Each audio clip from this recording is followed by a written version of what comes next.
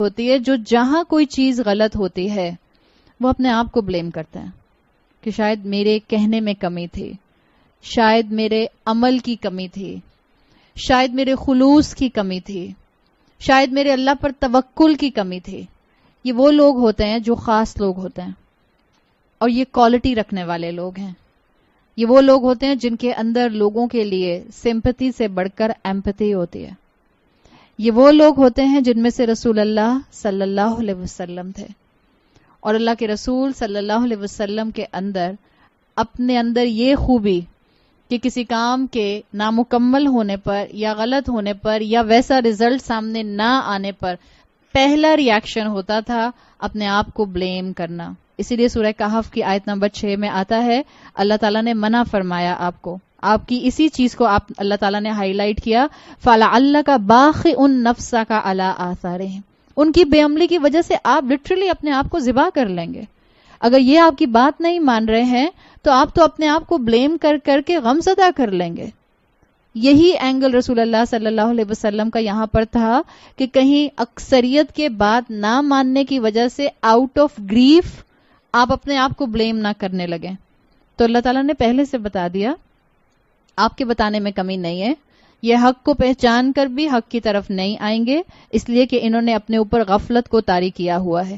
لیکن یہ اللہ کا کہنا تھا رسول اللہ کو، ٹیک اٹ ایزی.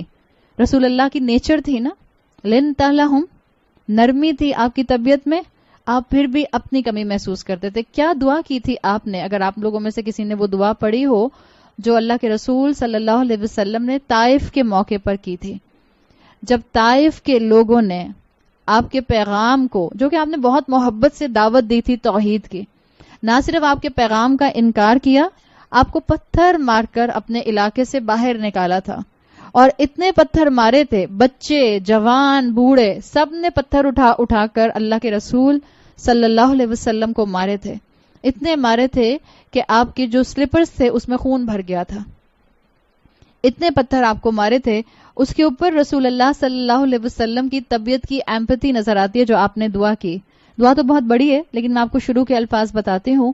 اللہم الیک اشکو ضعف قوتی، اللہ میں اپنی کمزوری کی کمپلینٹ آپ سے کرتا ہوں.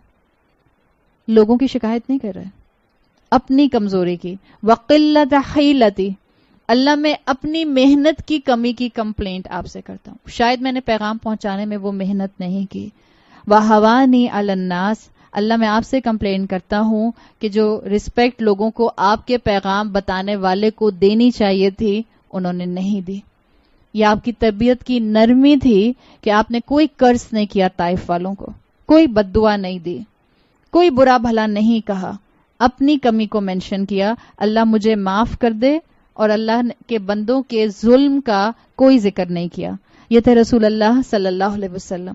سو ایسے رسول کو اللہ تعالیٰ نے کنسول کیا یہ کہہ کر کہ دیکھیں اکثریت مان جائے گی، اقرار نہیں کرے گی، سو آپ کو زیادہ پریشان ہونے کی ضرورت نہیں ہے، ٹیک اٹ ایزی.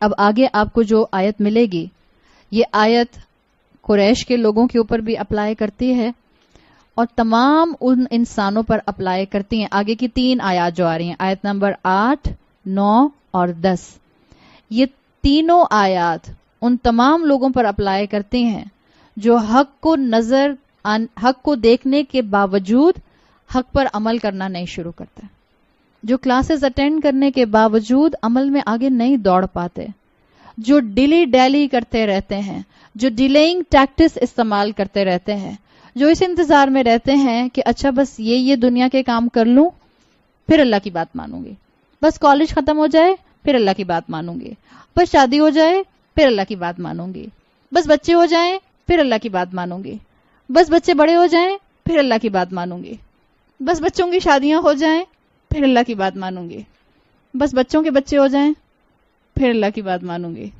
اور یہ کرتے کرتے انسان ڈیتھ بیڈ پر پہنچ جاتا ہے. اور انسان جو ساری زندگی کرتا ہے 99% اس کو اپنے ڈیتھ بیڈ پر بھی اسی کی فکر رہتی ہے. زیادہ تر لوگوں کو مرتے ہوئے اولاد کو یہ وصیت دینا یاد نہیں رہتی کہ بچے میرے بعد اللہ کی بندگی کرنا، میرے بچے میرے بعد اللہ کی نافرمانی مت کرنا، یہ میرے لیے عذاب جاریہ بن جائے گا. ہمیں فکر کیا ہوتی ہے ڈیتھ بیڈ پر؟ میرے وہ والے شیئرز اس بیٹی کے، وہ والا پلاٹ اس بیٹے کا، وہ والی فیکٹری اس کو دے دینا، اور میرے اس بینک میں جو جوائنٹ اکاؤنٹ ہے اس میں سے پیسے نکال کے یہ کر لیں. مرتے ہوئے انسان یہ باتیں کر رہے ہوتے ہیں. کتنے ہم میں سے اپنی اولادوں کے لیے وصیت لکھے ہوئے ہیں؟ ابھی بھی کوئی ہم الحمدللہ اس وقت ڈیتھ بیڈ پر نہیں ہے، لیکن عقل مند مسلمان اپنی وصیت لکھ کر رکھتا ہے، کہتا رہتا ہے. لکھ کر بھی رکھ دیجیے اپنی وصیت. مرنے کے بعد آپ کی الماری میں سے آپ کی اولاد کو ملے گی تو کوئی نصیحت ان کو اس وقت پڑھنے کا موقع مل جائے گا. ہمیں نہیں معلوم ہماری موت کیسے آتی ہے. موت کے وقت ہمیں اولاد کو 4 جملے بولنے کی توفیق بھی ملے گی کہ نہیں ملے گی. دعا کیا کریں اللہ ایمان پر خاتمہ کرے اور کلمے پر خاتمہ کرے. لکھ کر رکھیے اپنی اولاد کے لیے کہ میرا جنازہ، میری تدفین اور میرے مرنے کے بعد کے احکامات کے جو بھی معاملات ہیں وہ سب سنت کے مطابق کیا جائیں. لکھ کر رکھیے کہ میری اولاد میرے مرنے کے بعد اللہ کی فرما بردار رہے. آپ کے اپنے ہاتھوں سے لکھے ہوئے الفاظ قیامت کے دن انشاءاللہ آپ کے لیے گواہ بنیں گے، اور آپ کی اولاد کے دل پر بھی اس کا اثر ضرور ہوگا. موت تو ویسے ہی دل نرم کر دیتی ہے. کہاں کہ ماں باپ کا چلے جانا انسان کو ہلا دیتا ہے، چاہے کسی عمر میں بھی والدین جائیں. اور ماں باپ کے جانے کے بعد ان کے ہاتھ سے لکھی ہوئی کوئی چیز مل جائے سو آپ سمجھ لیں کہ کتنا بڑا وہ خزانہ آپ کو اس وقت لگتی ہے. سو اچھی نصیحتیں اپنی اولاد کو کر کے جائیے. آگے جو آیت نمبر 8، 9 اور 10 میں سزا آ رہی ہے وہ سزا ان لوگوں کی ہے جنہوں نے حق کو پہچان جانے کے باوجود حق کو اگنور کیا. سورۃ یاسین آیت نمبر 8، انا جعلنا فی اعناقہم اغلالا فہی الی الاذقان فہم مقمحون. ہم نے یقیناً بنا دیا، ہم نے ان کی گردنوں کے اندر ان کی چنس تک شیکلز ڈال دیے ہیں، توق ڈال دیے ہیں، وہ ہل نہیں سکتے. They can't move. فہم مقمحون، اور ایک دوسرے کے ساتھ جڑ جڑ کر کھڑے ہوئے ہیں.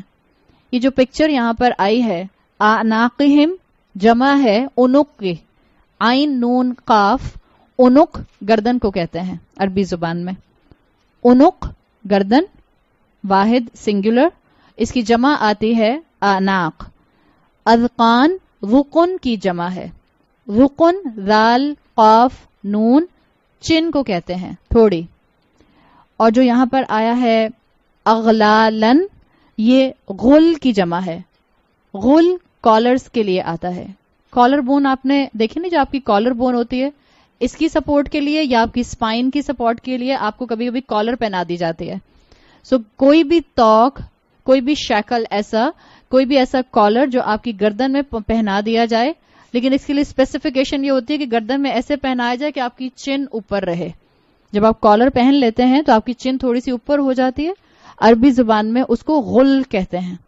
اس کی جمع یہاں پر اغلالن آئی ہے. یہ جو یہاں پر اللہ تعالیٰ نے ایک امیجری دی ہے کہ ان کی گردنوں میں میٹل کالرز ہیں ان کی چنس تک، اور اللہ تعالیٰ نے ان کے سروں کو ان میٹل کالرز کی وجہ سے فورس کر کے اوپر اٹھایا ہوا ہے. یہ ان کے حق کے انکار کی سزا نمبر 1 ہے. سزا دی ہے اللہ نے. یہ کانسیپٹ آپ دیکھیں، گلے میں کالر ہو گردن میں، اور کالر اتنا بڑا ہو کہ کالر بون سے لے کر چن تک آپ کو بالکل پیک کر دے اور آپ کا سر ریز ہو جائے فورسفلی. اس کانسیپٹ کے اندر آپ کے ذہن میں کس کی تصویر آتی ہے؟ قیدی کی، پرزنر. اور عام قیدی نہیں، کچھ خاص قیدی ہوتے ہیں، کچھ خاص پرزنرز ہوتے ہیں جن کو سیپریٹ سینٹینس کر کے رکھا جاتا ہے، سیپریٹ چیمبرز میں رکھا جاتا ہے. اور جب ان کو باہر نکالا جاتا ہے تو ان کو اس طرح سے کالر پہنا کے، اور کالر کے ساتھ مور اوور ان کے دونوں ہاتھوں کو چینز کے ساتھ اسی جگہ باندھا ہوا ہوتا ہے ان کی گردنوں کے ساتھ، تاکہ بالکل وہ سیدھا چلتے رہیں اور ان کو آس پاس کچھ نظر نہیں آتا کہ ان کے آس پاس کیا ہے. سو ایک کانسیپٹ ہے یہاں پر حق کا انکار کرنے والے کے لیے، جس کو اللہ تعالیٰ نے اس کی گردن کے ساتھ ریزڈ ہیڈ کے ساتھ فکسڈ کر دیا ہے. اور سامنے رسول ہوتے ہوئے بھی، سامنے صراط مستقیم ہوتے ہوئے بھی اس کو توفیق نہیں مل رہی کہ وہ اللہ کے پیغام پر لبیک کہے اور رسول کے ہاتھ پر بیعت کر لے. ایک قیدی کی امیجری ہے. اللہ تعالیٰ نے ایک یہاں پر امیج دیا ہے. اب یہ جو امیج یہاں پر آیا ہے ابھی پیچھے ہم نے ابو جہل کی مثال دیکھی تھی اور آپ کو میں نے اسباب النزول میں بتایا تھا کہ اس صورت کے شان نزول میں ابو جہل سے متعلق واقعات آتے ہیں. کیا ابو جہل کی گردن میں فزیکلی کسی کو یہ کالر نظر آتا تھا؟ انویزیبل تھا. اس کے کردار اور اس کے معاملات اور اس کی باڈی لینگویج سے واضح ہوتا تھا. آج بھی جو گناہ کرے، آج بھی جو حق کو پہچاننے کے بعد اس کا انکار کرے، اس کے لیے یہی میٹافور ہے کہ جیسے اللہ تعالیٰ نے اس کی گردن میں توق ڈال دیا ہے. جو قیدی ہوتے ہیں کیا وہ باہر کی دنیا سے کٹے ہوئے ہوتے ہیں؟ قیدی کو نہیں پتا ہوتا باہر حالات کیا چل رہے ہیں. وہ کلولیس ہوتے ہیں کہ ان کے آس پاس باہر کے ماحول میں کیا ہو رہا ہے. آپ دیکھیں یہاں پر وہ لوگ جنہوں نے تکبر کی وجہ سے حق کی بات نہیں مانی، اللہ تعالیٰ نے ان کے لیے سزا بھی ایسی اپوائنٹ کی جو کہ ان کے جرم سے میچ کر رہی ہے. اگر آپ میں سے کسی نے لا پڑھا ہے سو قانون کی زبان میں قانون کا اصول یہ ہوتا ہے punishment should fit the crime. پڑھا ہے کسی نے؟ سزا ایسی ہونی چاہیے جو اس کے جرم کے مطابق ہو. وہ انسان جس نے سینے میں دل میں حق کو پہچانا لیکن وہ آواز حلق سے باہر نہیں آ سکی، اللہ نے ان کے حلق کو کیپچر کرنے کا، اللہ نے ان کی گردنوں میں توق ڈالنے کا امیجری میٹافور سزا کے طور پر یہاں پر دیا ہے. زندہ ہیں بٹ دیکھ نہیں سکتے، سامنے موجود ہیں بٹ پہچان نہیں سکتے، سب سنتے ہیں کانوں سے لیکن اب وہ جو درمیان میں بیریئر آ گیا ہے تکبر کا، اس کی وجہ سے اب بات مزید دل میں نہیں جاتی، یا جو دل کی بات تھی وہ دماغ اور انٹلیکٹ سے میچ نہیں کر پاتی. یہ ہے انسان کے تکبر کا انداز. اور تکبر کے انداز میں ہی اگر آپ کسی کو ذہن میں لے کر آئیں جس کی گردن میں کالر ہے، جس کی گردن میں کالر ہو وہ رائٹ اور لیفٹ دیکھ سکتا ہے؟ نہیں. اگر آپ میں سے کسی نے کبھی پہنا ہو تو آپ کو انداز ہو. اگر آپ کی گردن میں کالر ہو تو آپ جھک کے اپنے پاؤں آرام سے دیکھ سکتے ہیں؟ نہیں دیکھ سکتے. سو اللہ تعالیٰ نے یہاں جو امیجری دی ہے، جس نے تکبر کے ساتھ حق کا انکار کیا، جو قرآن کو صرف ایک انٹلیکچوئل سٹیمولیشن کے لیے سنتا رہا، عمل کی طرف نہیں دوڑا، اس نے آرٹیکولیٹ نہیں کیا حق کو، اللہ تعالیٰ نے اس کو فزیکلی اس کی اپنی ذات سے غافل کر دیا. اللہ کو اس نے اگنور کیا تھا بائی چوائس، اب وہ اپنے آپ سے غافل ہو گیا، جس کو قرآن کہتا ہے فَأَنسَاهُمْ أَنفُسَهُمْ أُولَئِكَ هُمُ الْفَاسِقُونَ. یہی فسق کا شکار ہونے والے لوگ ہیں. جو اللہ سے غافل ہوگا، جو حق کا انکار کرے گا، اللہ اس کو اس کی اپنی ریالٹی سے دور کر دے گا. پھر یہاں آیا فَهُمْ مُقْمَحُونَ، تو وہ بالکل اس طرح سے فورسڈ ہیں کہ وہ آس پاس دیکھ نہیں پاتے، اور ایک دوسرے سے مقمحون کا ایک ترجمہ کیا جاتا ہے قیدیوں کو لائن سے ایک دوسرے کے ساتھ کھڑا کر دیا جائے. جبکہ قیدی رائٹ لیفٹ دیکھ نہیں سکتا، اس کے رائٹ لیفٹ جو ہیں اور قیدی کھڑے کر دیے جائیں اور ان کو باندھ دیا جائے ایک دوسرے کے ساتھ. سو اب وہ فورسفل ہیں کہ وہ اپنے سامنے چیز کو ہوتے ہوئے بھی دیکھ نہیں سکیں گے. اللہ نے پہلے دل پر مہر نہیں لگائی. یہ گردن میں توق آ جانا یہ دل پر مہر لگنے کی علامت ہے. لیکن یاد رکھیں یہ اللہ کا پہلا عمل نہیں ہوتا. اللہ مہر لگا کر کسی کو پیدا نہیں کرتا. اللہ حق کو سمجھنے کے موقع دیتا ہے، اور جب حق کے موقع سامنے آئیں پھر بھی انسان انکار کرتا رہے، پھر بھی انسان عمل پر نہ آئے، تو پھر ایک سٹیج آتی ہے کہ اللہ دلوں پر مہر لگا دیتا ہے. اور یہ کالر بون گلے پر آ جانا، یہ کالر کا گلے پر آ جانا، یہ ایک اسی کیفیت کا ذکر ہے کہ جہاں پر دل پر مہر لگ جائے. مقمحون کا جو لفظ آیا ہے قاف میم ہا سے ہے. اقمح البعیر کہتے ہیں، دو طرح سے استعمال ہوتا ہے. اقمح البعیر، بعیر کس کو کہتے ہیں؟ اونٹ کو عربی زبان میں.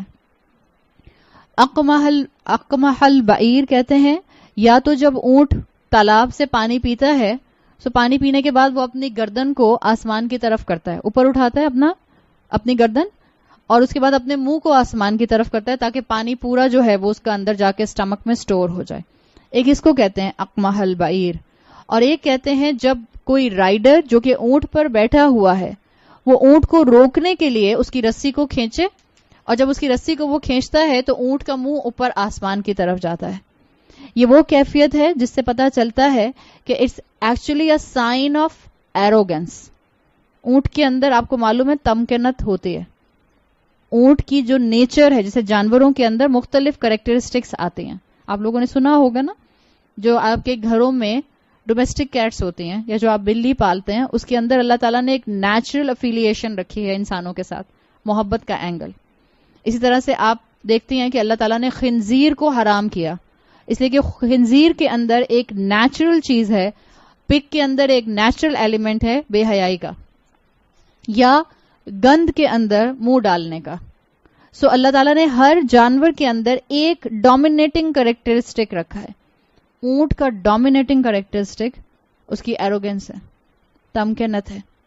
اونٹ کے لیے آتا ہے کہ اگر اونٹ کے ساتھ کسی کی دشمنی ہو جائے، چاہے وہ انسان کی ہو، اونٹ ڈھونڈ کر اس کو مار دیتا ہے. اگر آپ نے اس کے اوپر اسٹڈی کرنا چاہیں تو ذرا اونٹوں کی زندگیوں کے اوپر اسٹڈی کیجیے. اونٹ کے اندر اونٹ کے دل میں کینہ اور گرج آ جاتا ہے بہت زیادہ.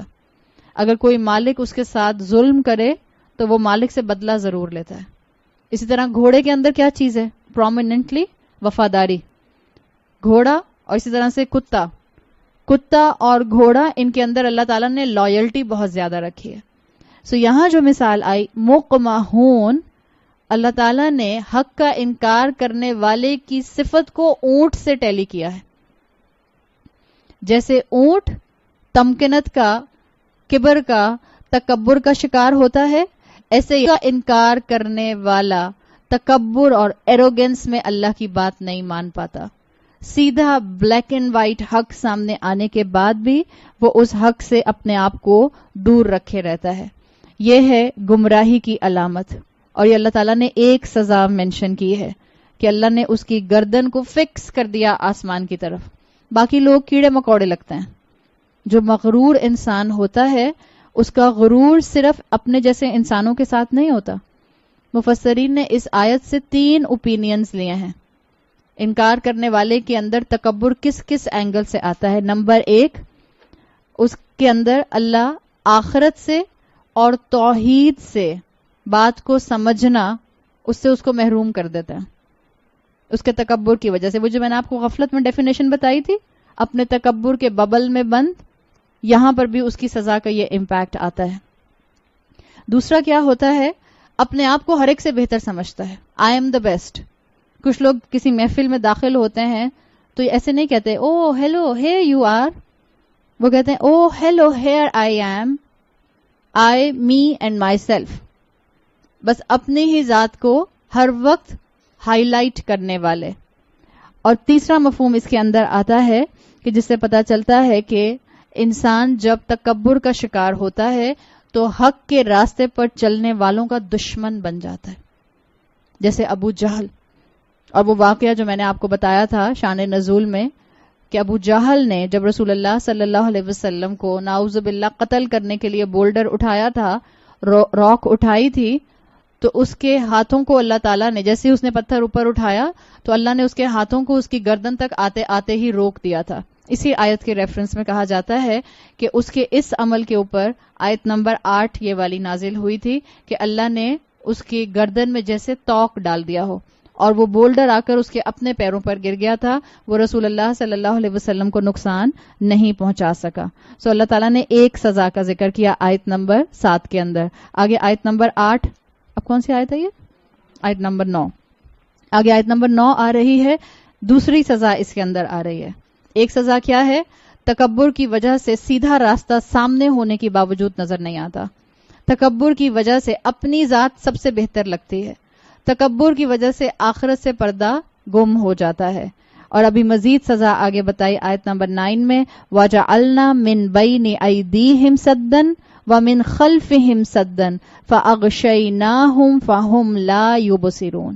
اور ہم نے کیا بنا دیا؟ ہم نے ان کے آگے ایک دیوار کھڑی کر دی، ہم نے ان کے پیچھے ایک دیوار کھڑی کر دی. فَأَغْشَيْنَاهُمْ، تو ہم نے ان کو ان کے عمل کی وجہ سے، یہ فا یہ بتا رہا ہے کہ فا سببیہ ہے، ان کے عمل کی وجہ سے فَأَغْشَيْنَاهُمْ، ہم نے ان کو کور کر دیا. فَهُمْ لَا يُبْصِرُونَ، تو اب وہ دیکھ نہیں سکتے. اللہ تعالیٰ نے اس آیت میں ایک ایسے انسان کی پکچر دی جو آلریڈی قیدی ہے. پچھلی آیت والی سزا یاد ہے؟ اس کے گلے میں کالر ہے, اس کے اپنے ہاتھ اس کے گلے سے چین سے بندھے ہوئے ہیں, چن اپ, ہیڈ ریزڈ فورسفلی. اور اس سچویشن میں اللہ کہہ رہا ہے کہ ہم نے اس کے اوپر 3 مزید بیریئر ڈال دیے ہیں. ایک بیریئر ان کے سامنے ہے, ایک بیریئر ان کے پیچھے ہے, اور ایک کور ان کے سروں کے اوپر ہے. کیا مطلب ہے اس بات کا؟ اچھا سائڈز کیوں نہیں ہے؟ فرنٹ ہے, بیک ہے اور ٹاپ ہے, سائڈز کیوں خالی ہیں؟ اس لیے کہ کالر ہے گلے میں, تو سائڈ پہ تو دیکھ ہی نہیں سکتا آلریڈی. صحیح. سو اللہ تعالیٰ کی ہر آیت ویل کنیکٹڈ ہے. جب پچھلی آیت میں بتایا تھا کہ جو اللہ کی بات نہیں مانتا اللہ تعالیٰ اس کے گلے میں توق ڈال دیتا ہے. اب اس کو صرف اپنا آپ نظر آتا ہے, سائڈز کو تو دیکھتا ہی نہیں ہے. باقی تو کیڑے مکوڑے وہ دیکھے گئے نہیں کہ اس کے رائٹ اور لیفٹ کون ہے. اللہ نے ایڈیشنلی اس عمل کی وجہ سے اس کے اوپر 3 بلاکس ڈال دیے ہیں. یہ جو یہاں لفظ آیا ہے سدن, سدن کہتے ہیں دیوار کو. دیوار کے 2 مقصد ہو سکتے ہیں. ایک, جب دیوار ہوگی, دیوار سدن بیریئر دیوار, تو اس کا مطلب ہے آپ اسکیپ نہیں کر سکتے. دیوار ہے آپ کے سامنے, آپ اس دیوار کو کراس کر کے جا نہیں سکتے. دوسرا جو بیریئر کی وجہ بنتی ہے, you can not see beyond the wall, آپ کو نہیں پتا دیوار کے دوسری طرف کیا ہو رہا ہے. سب یہ ایک ایسا انسان ہے جس کا ویژن بلاکڈ ہو گیا ہے, جس کو چیز نظر نہیں آ رہی. اور یہ جو 3 اللہ تعالیٰ نے یہاں پر بیریئرز بیان کیے ہیں, ان کی بہت خوبصورت انالوجی آپ کو بہت آسانی سے سمجھ آ سکتی ہے. پہلا بیریئر, وَجَعَلْنَا مِن بَيْنِ أَيْدِيهِمْ سَدًّا, ہم نے ان کے سامنے دیوار کھڑی کر دی. یہ بتائیں انسان کے سامنے کیا ہوتا ہے؟ سامنے فیوچر بھی ہو سکتا ہے, اور فیوچر تو اس وقت آپ کو نظر نہیں آ رہا. اپنی زندگی کو امیجن کیجئے, آپ کے سامنے کیا ہے؟ آپ کی پوری دنیا کی زندگی, آپ کی نعمتیں, آپ کی وارڈروب, آپ کا ریئل اسٹیٹ, آپ کے بچے, آپ کی فرینڈز, آپ کا گھر, آپ کے رشتہ دار, آپ کا کھانا پینا اٹھنا بیٹھنا, everything is in front of you. اللہ نے کہا وَجَعَلْنَا مِن بَيْنِ أَيْدِيهِمْ سَدًّا, ہم نے ان کے سامنے دیوار کھڑی کر دی. انسان اگر اپنے آس پاس ایک حقیقت کو دیکھنا چاہے, اگر اپنی نعمتوں پر آبزرو کرے, تو انسان اپنی نعمتوں کو دیکھ کر اللہ تک پہنچ سکتا ہے. قرآن میں آتا ہے فَلْيَنْظُرِ الْإِنسَانُ إِلَىٰ طَعَامِهِ. اتنی چھوٹی سی مثال اللہ نے دی ہے. انسان کو چاہیے اپنے کھانے کو دیکھے. کیا ہوگا کھانے کو دیکھنے سے؟ بچے کہیں گے او ہو پھر اماں نے سبزی بنا دی. ہاں, کیوں کہا اللہ نے فَلْيَنْظُرِ الْإِنسَانُ إِلَىٰ طَعَامِهِ؟ کیوں دیکھے انسان اپنے کھانے کو؟ A very very simple observation. آپ کے سامنے جو پلیٹ میں کھانا رکھا ہے, آپ کے سامنے, چلیں پلیٹ کا کھانا تو بہت بڑا ہے, آپ کے سامنے جو چائے کا کپ رکھا ہے, آپ کبھی آبزرو کریں یہ پلیٹ کا کھانا یا یہ چائے کا کپ کتنے مختلف سٹیجز سے ہوتا ہوا آپ کے سامنے اس وقت ڈائننگ ٹیبل پر ہے, سفر کرتا ہوا آپ کے پاس پہنچا ہے. سو ہر انسان کی زندگی میں ایک سفر ہے. اگر آپ چاہیں تو آپ اپنے آس پاس کی نعمتوں کو دیکھ کر, اپنے سامنے موجود چیزوں کو دیکھ کر اپنے سفر کو بھی کسی طرح سے پہچان سکتے ہیں. آپ کا اور میرا سفر شروع ہوا تھا جس کو آپ کانشیس سفر کہہ سکتے ہیں. زندگی تو شروع ہوئی تھی, روحانی زندگی, تب سے جب سے اللہ تعالیٰ نے روحیں بنائی. جتنی بوڑھی آدم علیہ السلام کی روح ہے اتنی بوڑھی آپ کی اور میری روح ہے. معلوم ہے یہ بات؟ ہاں, ایک ساتھ ہی بنے تھے ہم سب. آدم علیہ السلام کے ساتھ ہی تمام انسانوں کو بنایا گیا تھا. اور وہ جو آج کل امائیں کہتی ہیں بڑی بوڑھی روح ہے اس کے اندر, سو آبویسلی بوڑھی روح تو ہے, ہم سب کی روحیں بوڑھی ہیں. اس حساب سے تو آدم علیہ السلام کی برابر کی تو روح ہے ہماری, ایک ہی تو عمر کی روحیں ہیں. مگر یاد رکھیں ایک روحانی سفر وہاں سے شروع ہوا تھا, لیکن دنیاوی سفر ماں کے ووم سے شروع ہوا تھا. اور پھر جب اللہ تعالیٰ نے میچورٹی دی, عقل دی, کانشیس لیول دیا, دنیا کو انفر کرنا سکھایا, تو ایک اور سفر وہاں سے شروع ہو گیا. اب انسان کا کام ہے کہ اپنے سامنے کی زندگی کو آبزرو کرے اور اس سے ریمائنڈر لے. اللہ نے کہا ہے نا اِنَّ فِي خَلْقِ السَّمَاوَاتِ والارض واختلاف اللیل والنہار لآیات لأولی الالباب. یہ دنوں کا آنا جانا، یہ رات اور دن کا بدلنا، صبح شام کا ہونا، اس میں تمہارے لیے نشانیاں ہیں اگر تم پیپل آف انٹلیکٹ ہو، اگر تم سوچ سکتے ہو، اگر تم عقل سے کام لیتے ہو. سو اللہ نے آپ کی اور میرے سامنے دنیا رکھی ہے، لیکن جو حق کو دیکھنے کے باوجود انکار کر دے، تکبر کا شکار ہو جائے، اس کے سامنے دنیا کی نعمتیں ہوتی ہیں، اس کو ان نعمتوں سے اللہ یاد نہیں آتا. اس کے سامنے مال ہوتا ہے، اولاد ہوتی ہے، کمفرٹیبل گھر ہوتا ہے، بہت سی آسائشیں اور لگژریز ہوتی ہیں، اس کو نہیں یاد آتا تو اللہ یاد نہیں آتا. ہر چیز کو دیکھ رہا ہوتا ہے، ضروری نہیں ہے آنکھوں کا اندھا ہو، آنکھوں والا ہوتا ہے. اور یاد رکھیں جس کو دنیا میں اللہ نے نعمتیں دیں، جس کو اللہ نے دنیا میں کانشیس لیول دیا، عقل دی، اور اس کو اللہ نے شعور دیا کہ وہ اپنے اس شعور کو استعمال کر کے اللہ تک پہنچ جائے، آنکھیں دیں اللہ نے، لیکن اس نے اپنے آپ کو اللہ کو ڈھونڈنے میں استعمال نہیں کیا، اللہ اس کو قیامت کے دن اندھا اٹھائے گا. قرآن کی آیات دلیل ہیں. وہ پوچھے گا اللہ آپ نے مجھے اندھا کیوں اٹھایا؟ اللہ کہے گا جب میں نے آنکھیں دی تھیں دنیا میں آیات کو دیکھ کر اور پہچان کر مجھ تک پہنچنے کے لیے، تو تم نے اپنی بصارت کو مجھ تک پہنچنے کے لیے استعمال کیوں نہیں کیا؟ تو اس لیے آیا وَجَعَلْنَا مِن بَيْنِ أَيْدِيهِمْ سَدًّا، اللہ نے ان کے سامنے بلاک کر دیا، بیریئر لگا دیا. آیات، یہ نعمتیں، یہ آپ کا اور میرا زندہ ہونا، یہ آنکھیں، یہ کان، یہ ناک، یہ رشتے، یہ آیات ہیں. دیز آر ناٹ مائی منزل. آپ کو کہا جائے آپ نے نزیحہ کے گھر آنا ہے تو 2 نارتھ اسٹریٹ سے ٹرن کیجیے گا. آپ آئیں اور آپ بلو کلر کا 2 نارتھ اسٹریٹ کا بورڈ دیکھیں، آپ کہیں آہا مجھے بورڈ نظر آ گیا، میں تو یہیں بیٹھ جاؤں گی. اٹ واز اے سائن، وہ تو ڈائریکشن دے رہا تھا آپ کو. It was a medium to reach to the place, to the destination. آپ اس بورڈ پہ ہی رک گئیں. نعمت ایک سائن تھا، نعمت ایک بورڈ تھا جس سے ڈائریکشن لے کے آپ کو ٹرن کرنا تھا. میری آنکھیں مجھے اللہ تک پہنچائیں، میرے کان مجھے اللہ تک پہنچائیں، میرا سٹیمنا مجھے اللہ تک پہنچائے، یہ جو کھانا میں کھاتی ہوں یہ مجھے اللہ تک پہنچائے، یہ جو انرجی میں گین کر رہی ہوں یہ مجھے اللہ کی معرفت دے، یہ جو میں اسکول کالج میں ڈگریز لے کر، گریڈز لے کر، بہترین رزلٹ لا کر، بہترین کریئر اڈاپٹ کر رہی ہوں، یہ مجھے اللہ تک پہنچائے. یہ مقصد تھا آیات کا. لیکن جنہوں نے مسلمان ہوتے ہوئے یا جنہوں نے قریش میں سے حق کو پہچاننے کے باوجود تکبر کرتے ہوئے حق کا انکار کیا، ان کے سامنے اللہ نے بیریئر کھڑا کر دیا، ورچوئل بیریئر.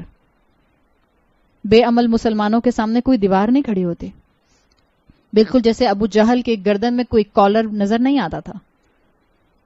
اسی طرح سے آج مسلمان بے عمل ہیں، ان کے سامنے ایک ورچوئل بیریئر موجود ہے جو ان کو نظر نہیں آتا، لیکن وہ اس غلطی کا شکار ہو چکے ہیں.